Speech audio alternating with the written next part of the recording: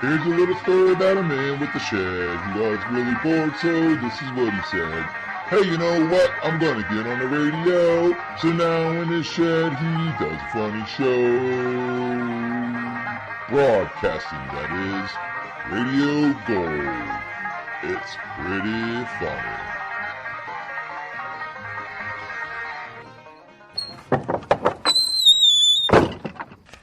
Good morning, everyone. DJ Uncle Robbie here. And I tell you what, here in my shed, on that shed show, and it's eerily quiet out here. Not just in the neighborhood. Oh, my door's wide open now. God damn it.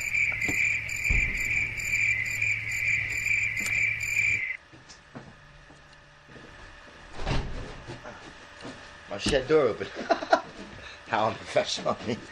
My bad. Not only it's not only dead out here in the, crickets out here outside, but also on the internet. Crickets. That's all I hear. It's just silence, man. It's 10 o'clock. Usually something's going on. It's my day off, so I'm not complaining. I'm not feeling real great. My daughter's even sicker. I don't know if that's a real word. I don't know. Sicker, is that a real word? But I've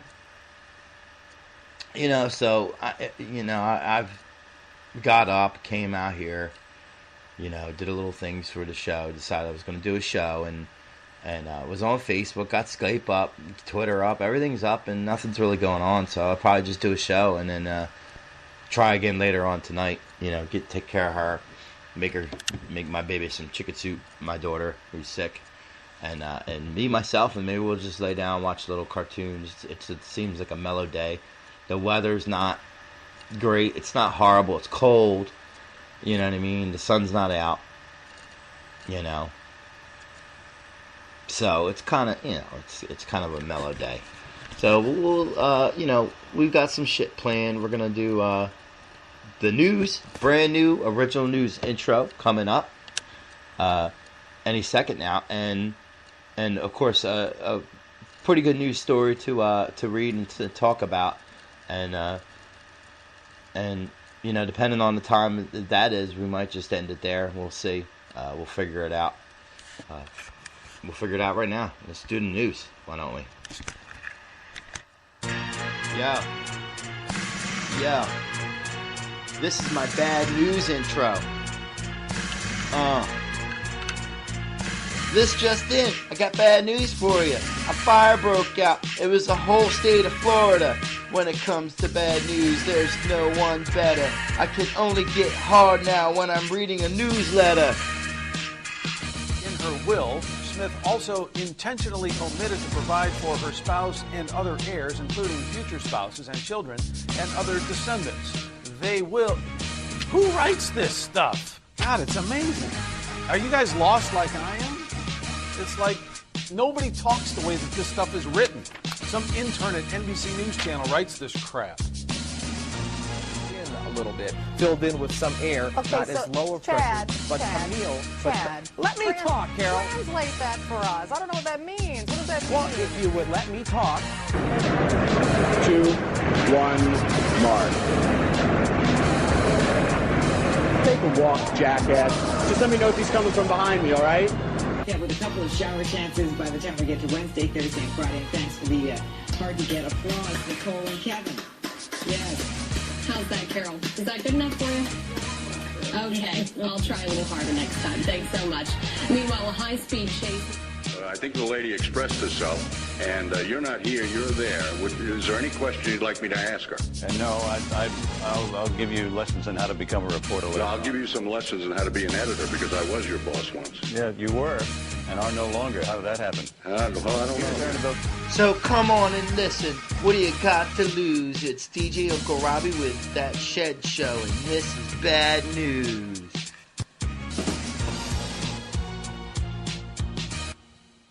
Yeah! Brand new news intro, bad news intro. That's the new segment, bad news. Simply because that's usually, you know what they say, if it bleeds, it leads. That's usually the case when you look up news, or if you get the news, if you whether you're watching on TV, you get it on the internet, or you do it the old-fashioned way and get the newspaper. It's usually bad news. And if you're not falling for that, well, then just say, all right, it's called bad news because I'm reading it and it's horrible when I do it. Whatever works for you. Either one works for me. So today's news is brought to you in part by HuffingtonPost.com. Big, soon as you go on the site, man, first thing that pops in your face. And I don't even, let me go back to see if I have it. Could Earth defend itself from an ET invasion? Extraterrestrial, obviously. But when you first go on the site, it's the top story. Boom! We're doomed! Humanity defenseless against alien invasion. And then you click on it, and then it's a story on, which is kind of interesting. I'm wondering. I'll read it, see what they got to say about it. Whoever wrote this garbage, but it's a good topic, really.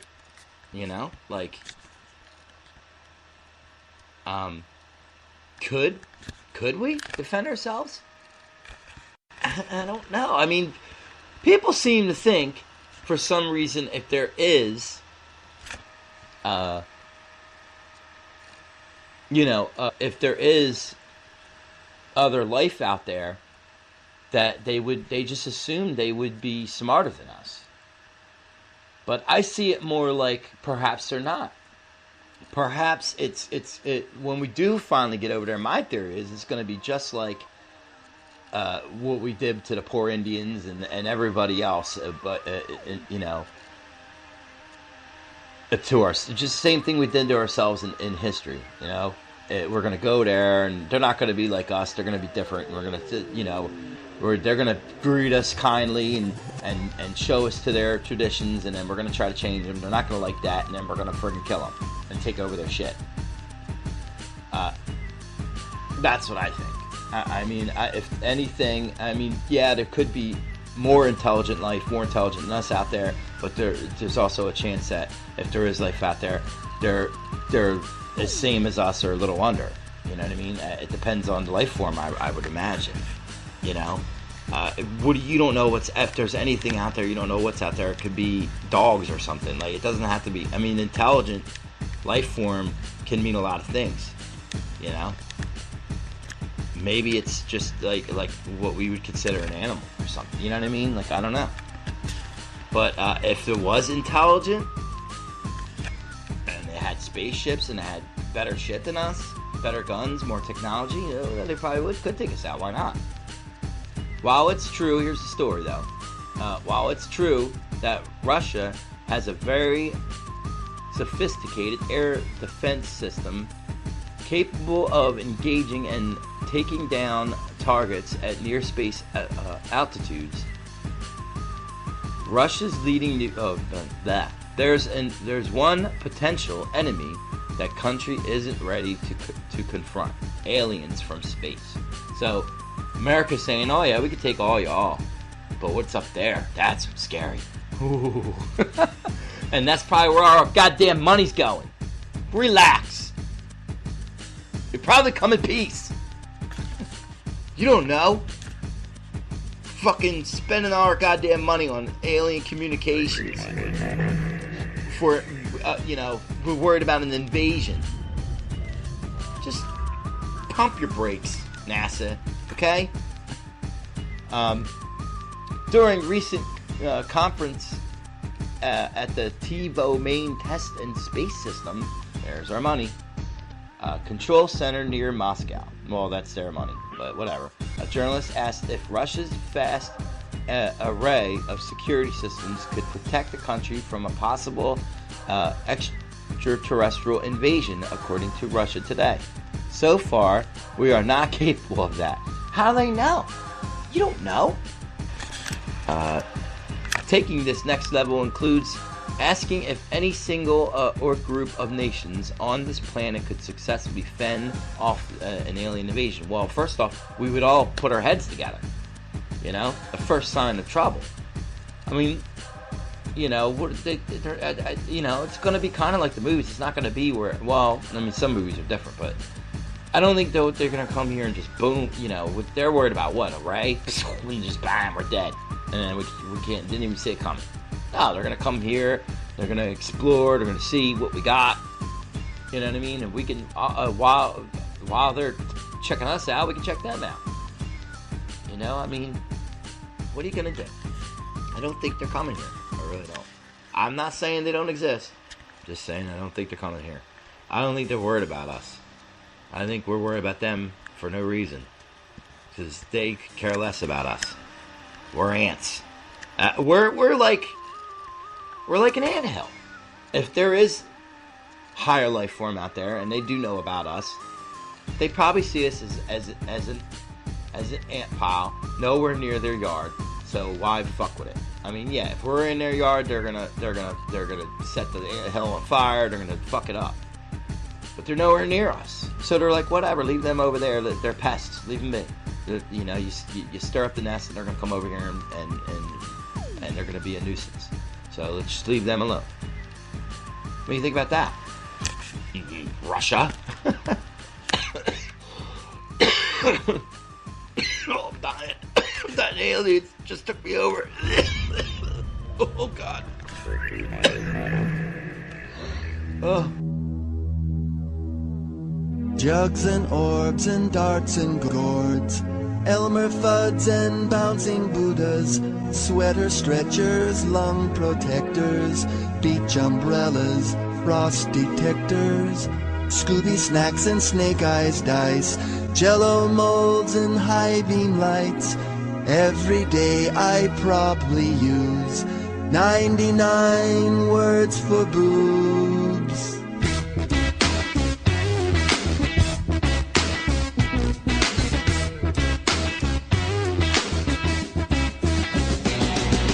Humpty Dumplings, Hardy Boys, double lattes, ode to joys, Hooters, shooters, physics tutors, Bobsy twins and bald commuters, double UMDs, MREs and PFBs, Snow White dwarfs, Picasso's cubes, 99 words for boobs.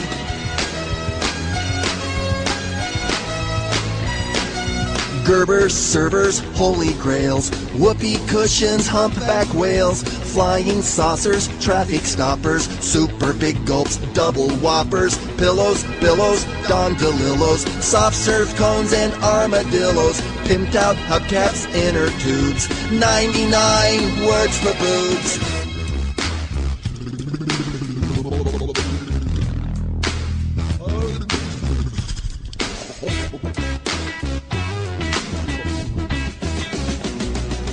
Midget earmuffs, warming globes, strobes and probes and frontal lobes, knockers, honkers, knickerbonkers, smurfs and screaming yellow zonkers, panning cannons, Mr. Biggs, big bad wolves and porky pigs, jogging partners, saline noobs, 99 words for boobs.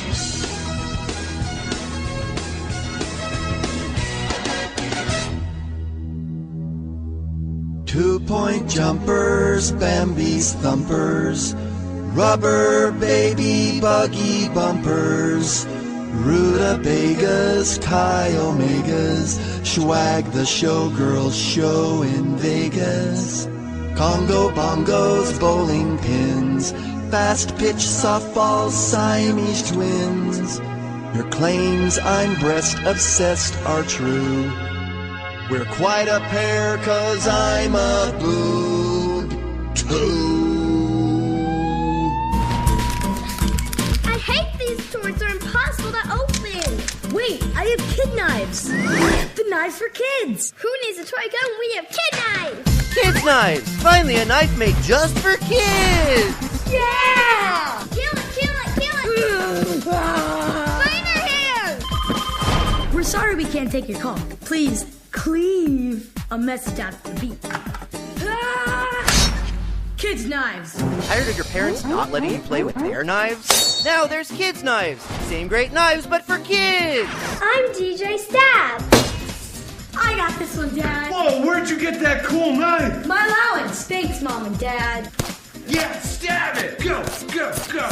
Collect all the Kids Knives accessories. X-ray proof box. Take it off, please. A stabbing dummy. Double Kids Knife. It's 2 knives. And don't forget the bayonets. I'm a patriot. What do you say about your sins, Abraham Lincoln?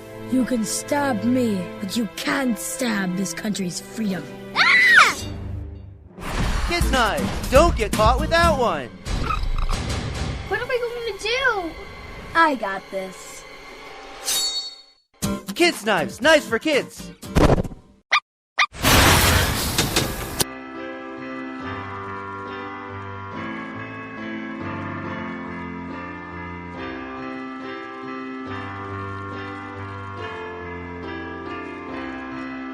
When I find the show in times of trouble, a sudden idea comes to me.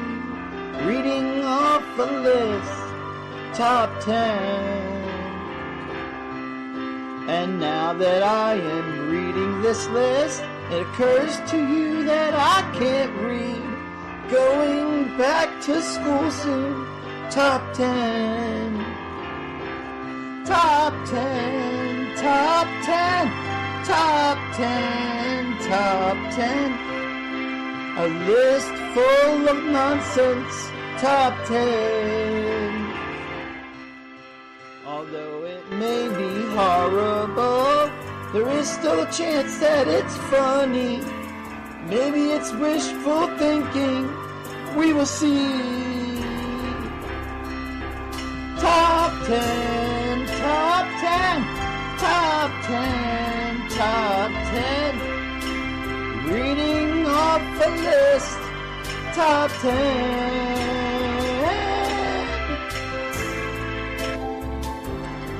All right, just in time to do the top 10. We've got the dog barking in the fucking background. Auntie Jugs is about to walk in the door. Shut up! Can you do what? Interrupt you for a second. Oh, of course, why not? Joe does it all the time. Go ahead, Mark. I just want to say it's nice to be back on the show. I'm very happy to have you back, Mark. And I'm also losing weight as well. Are you really? You got that? You finally got that 10-pound cock out of your butt, huh? So I thought I'd take the next 10 minutes up as well. Oh, thank you. Oh, yeah, because we never spend any time talking about you, do we, Mark? No.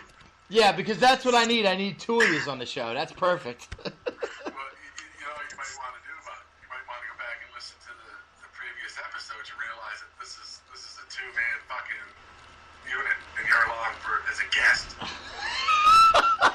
was meant to come on air yesterday. You get 10 minutes to fill up, Mark. You get 10 minutes. I was meant to come on air yesterday, but Bobby had to go snowshoeing. That's true. Me and Mark were gonna. Mark wasn't here. You weren't, and me and Mark were gonna shine together, hold hands, and sing "Kumbaya." Bobby, Joe, and Mark. It's never been, that's the way it is. It's a threesome. I don't mind them. And Mark. So, can we get? Are you two done? Because I got shit to do. And when you two last fell out big time, it was me who stayed with Bobby. Yeah, I know, for a week. It was a week. It was like a month. All right. Top 10 underwater facilities you could actually live in, and if you two start fighting again, then that's where I'm gonna go, under fucking water. So shut the fuck up.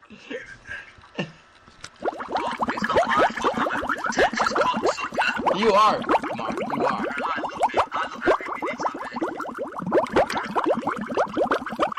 One of the most ambitious attempts to create an underwater dwelling is the brainchild of a man named Phil Pauley. Not Phil Robinson, Joe. Don't start getting on a rant about that.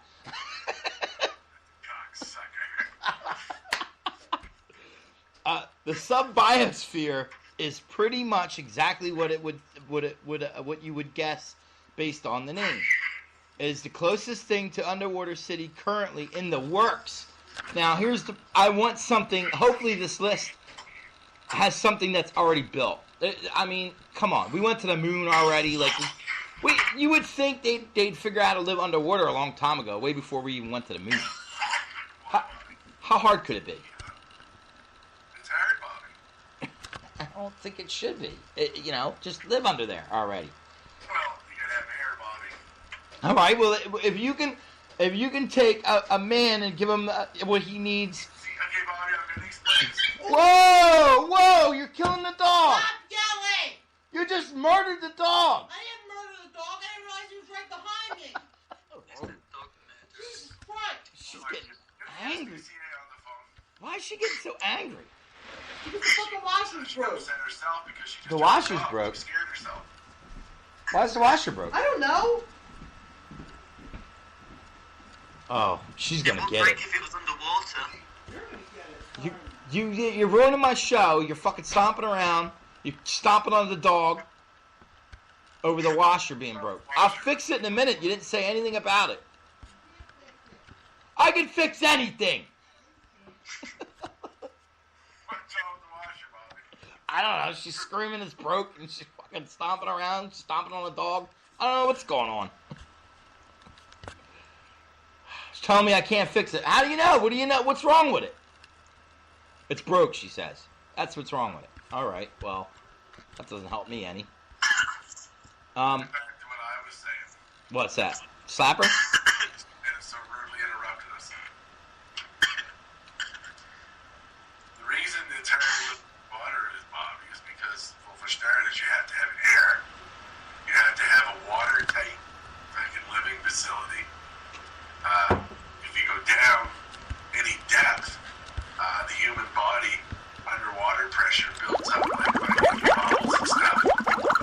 It's not easy to go underwater because for so many feet you go down, the weight of the water adds pressure to your body. Yeah. I mean, it is even what that they got these. It is hard to it's hard to live under there.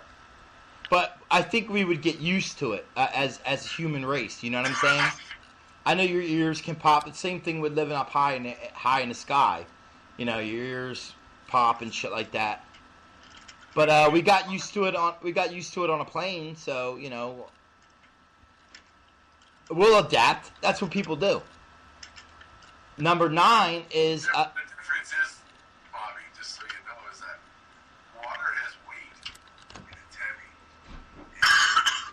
So the human body is basically designed to live on the surface of the sun, and like on the surface.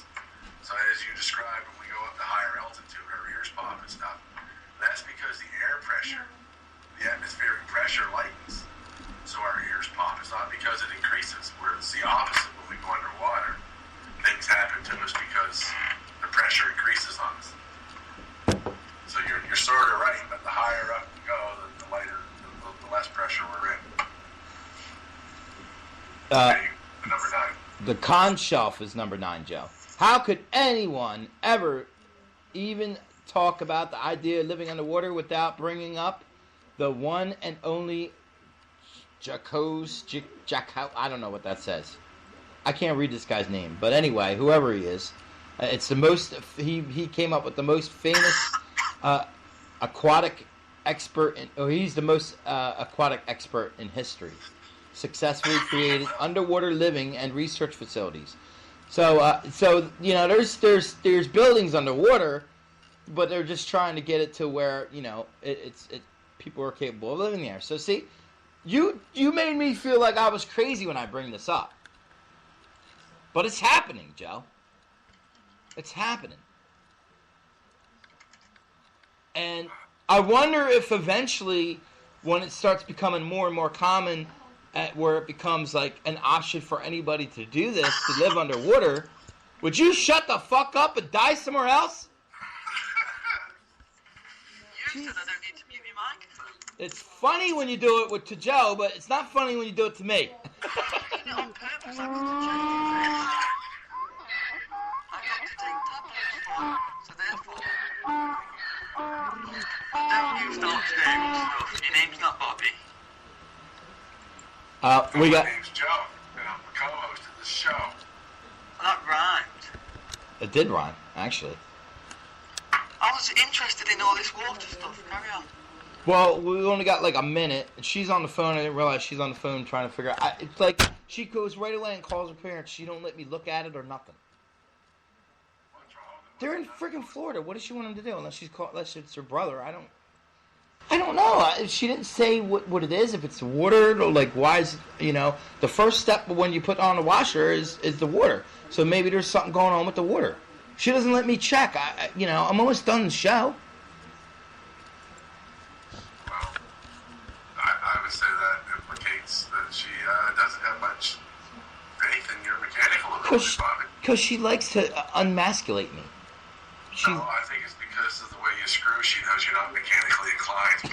Oh, you son of a bitch.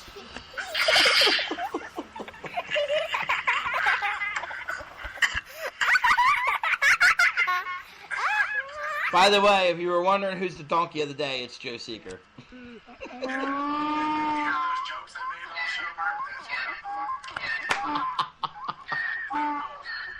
Gold! So, real quick, we got a minute to run them down. Number 7 is Galati Underwater Lab. Sea Orbiter Project. I don't even know why it's called that. That doesn't make any sense. Why is it a sea orbiter? I don't know. Now and then we like to play one guitar together.